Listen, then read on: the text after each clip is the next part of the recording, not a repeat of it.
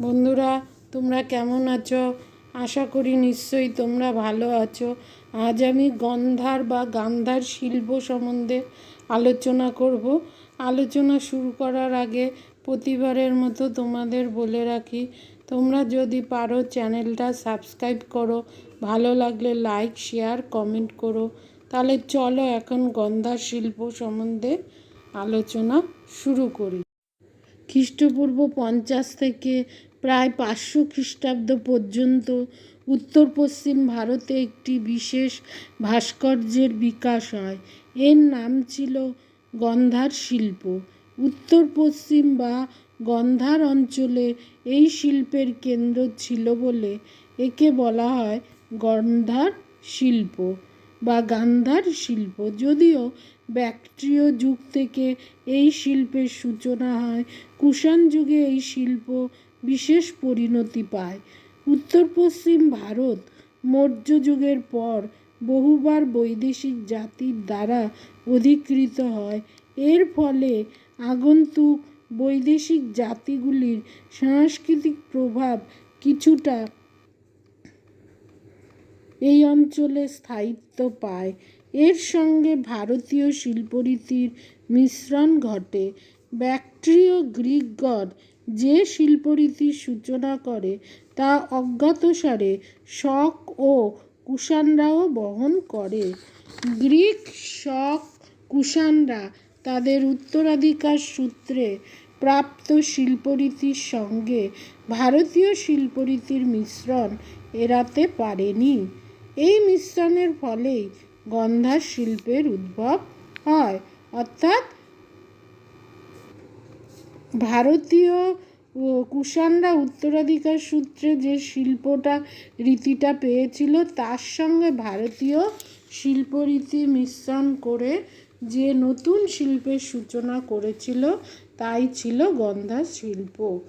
পণ্ডিতদের মতে গন্ধার শিল্পের উৎপত্তি সম্পর্কে বিভিন্ন মত দেখা যায়। কুমার স্বামীর মতে ভারতীয় বিষয়ে গ্রিক শিল্পরীতির প্রয়োগের ফলে গন্ধার শিল্পের বিকাশ হয়। পার্সি ব্রাউনও একই কথা বলেছেন। এই শিল্পের বিষয়বস্তু হল ভারতীয়, প্রকরণ গ্রিক। অধ্যাপক ষোড়শী কুমার সরস্বতীর মতে মার্শাল প্রভৃতি গন্ধার শিল্পের গ্রিক প্রভাব বড় করে দেখেছেন। গন্ধার শিল্পকে সেই যুগের ঐতিহাসিক পটভূমিকা থেকে বিচ্ছিন্ন করে দেখা উচিত নয়।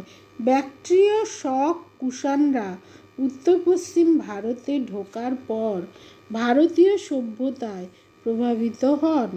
তারা ভাগবত ও বৌদ্ধ ধর্মের দ্বারা প্রভাবিত হন। গান্ধার শিল্প ছিল এই বিবর্তনের অধ্যায়। নিছক গ্রিক শিল্প বলতে যা বোঝায় গন্ধার শিল্প তা ছিল না। ভারতীয় বৌদ্ধ ধর্ম ও গ্রিক শিল্পরীতির মিলনে গন্ধার শিল্পের উদ্ভব হয়। শক, কুষাণ শিল্প তাকে প্রভাবিত করে। গ্রিক প্রভাব কী ছিল এই শিল্পে? গন্ধার শিল্পের পশ্চাতে ছিল ভারত রোম বাণিজ্য। প্রাচীন গ্রিক শিল্পের প্রকরণ ভারতীয় বিশেষত বুদ্ধ মূর্তি নির্মাণে প্রযুক্ত হলে এই শিল্প তার নতুনত্বে সকলকে চমকিত করে। এই শিল্পের আদি নিদর্শন শক পার্থীয় রাজা প্রথম অ্যাজেসের রাজত্বকালে পাওয়া যায়। সুতরাং খ্রিস্টপূর্ব প্রথম শতকেই এই শিল্পের বিকাশ ঘটে। তবে কনিষ্কের আমলেই এই শিল্পের পূর্ণ বিকাশ ঘটে। শক ও কুষাণরা ভারতে এসে মহাযান বৌদ্ধ ধর্ম গ্রহণ করলে তাদের শিল্পভাবনায় বৌদ্ধ ধর্মের প্রভাব অনিবার্যভাবে পড়ে।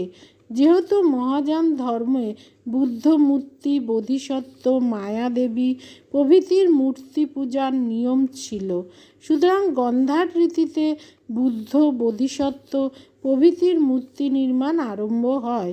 গন্ধার শিল্প বা গন্ধার শৈলীর বৈশিষ্ট্য ছিল যে গ্রিক বা রোমক রীতিতে বুদ্ধ, বোধিসত্ত্বের মূর্তি গঠন করা। গ্রিক অ্যাপোলো দেবতার অনুকরণে বুদ্ধ মূর্তি তৈরি করা হলেও এই মূর্তির চোখ, ঠোঁট, মুখমণ্ডলে ভারতীয় কমনীয়তা বজায় রাখার চেষ্টা করা হয়। গ্রিক শিল্পরীতিতে দেবতার মূর্তিতে পৌরুষ ও তার মাংসপেশি, উন্নত গ্রীবা প্রভৃতি ফুটিয়ে তোলা ছিল প্রধান বৈশিষ্ট্য। বুদ্ধের দৈহিক গঠনের ক্ষেত্রে গ্রিক রীতি অনুসারে কুঞ্চিত কেশ, ঝোলা কান, সিংহ, গ্রীবা, উন্নত স্কন্ধদেশ, মাংসপেশি বহুল বাহু দেখা যায়। তার সঙ্গে যুক্ত হয় ধ্যানী বুদ্ধের ভারতীয় রীতি অনুসারে অর্ধনিলীত অক্ষি, স্মিত হাস্যময় ওষ্ঠ, ভূমিস্পর্শ অথবা বরাভয় মুদ্রা, প্রশান্ত মুখমণ্ডল।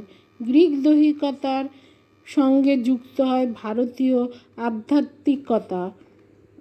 গান্ধার শিল্পশৈলীর কয়েকটি বৈশিষ্ট্য হল: ১. পাথর, চুন, বালি বা প্লাস্টার অফ প্যারিস, পোড়ামাটি ও মাটি দিয়ে মূর্তি গঠন করা। ২. মূর্তিগুলোর উপর সোনালি বা অন্য রঙের গাঢ় প্রলেপ দেয়া। ৩. কখনো কখনো মূর্তিগুলিতে স্থানীয় বৈশিষ্ট্য দানের জন্য গোঁফ বা পাগড়ি পরানো হতো। এমনকি গুম্ফ সমন্বিত বুদ্ধমূর্তিও নির্মিত হয়। ৩. যক্ষ, গরুড় প্রভৃতির মূর্তি গ্রিক দেবতা জিউস, ব্যাকাস প্রভৃতির অনুকরণে তৈরি করা হয়। আঞ্চলিক বৈশিষ্ট্যগুলো কী ছিল?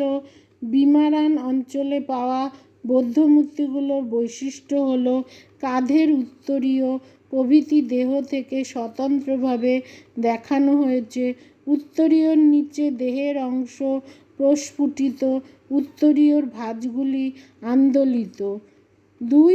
উত্তর পশ্চিম ভারতের চরসোদ্দা অঞ্চলে যে মূর্তিগুলি পাওয়া গেছে তাতে উত্তরীয় ও বসনকে স্বচ্ছ দেখাবার চেষ্টা করা হয়েছে। ৩. কুষাণ যুগের মূর্তিগুলিতে উত্তরীয়গুলি খাটো এবং মূর্তিগুলির আকৃতি ছোট ও পালিশ বেশ খারাপ। ৪. চতুর্থ খ্রিস্টাব্দ থেকে যে সকল মূর্তি গঠিত হয় সেগুলিতে আবার শৈল্পিক উন্নতি লক্ষ্য করা যায়। স্যার জন মার্শালের মতে বুদ্ধমূর্তির চাহিদা বাড়ার ফলে মূর্তিগুলোর শিল্পরুচির উন্নতি না করে যান্ত্রিকভাবে তৈরির চেষ্টা করা হয়। এর ফলে মূর্তিগুলিতে শিল্পীর ব্যক্তিগত শিল্পভাবনা প্রতিফলিত হয়নি। মূর্তিগুলির অনেকটা ছাঁচে ঢালা হয়ে যায়। তাছাড়া মার্শালের মতে ভারতে গান্ধার শিল্প কোনো স্থায়ী প্রভাব রাখতে পারেনি, কারণ ভারতবাসীর কাছে মূর্তির দৈহিক সৌন্দর্য অপেক্ষা আধ্যাত্মিক আবেদন অনেক বেশি গ্রহণীয়। সুতরাং মার্শালের মতে গান্ধার শিল্প ছিল অনুকরণের অনুকরণ, অর্থাৎ রোমের শিল্পের উপর যে প্রাচীন গ্রিক প্রভাব ছিল তা অনুকরণ করে রোমের উপনিবেশগুলি। গান্ধার শিল্প ছিল সেই ঔপনিবেশিক শিল্পের অনুকরণ। এজন্য ভারতের মূল শিল্পের উপর তা কোনো ছাপ ফেলতে পারেনি। এই শিল্প ছিল ভারুদ ও সাঁচির শিল্প অপেক্ষা অনেক নিকৃষ্ট। এই শিল্প ছিল যান্ত্রিক একঘেয়েমিতে আক্রান্ত, এতে কোনো বৈচিত্র্য ছিল না। আবার যারা পাশ্চাত্য শিল্পরীতির অনুরাগী তারা বলেন যে গান্ধার শিল্প ছিল প্রথম সার্থক ভারতীয় শিল্প। ভারতীয় বিষয়বস্তুতে পাশ্চাত্য রীতি প্রয়োগের পরীক্ষা গান্ধার শিল্পে প্রত্যক্ষ করা যায়। আজ আসি, দেখা হচ্ছে পরবর্তী ভিডিওতে।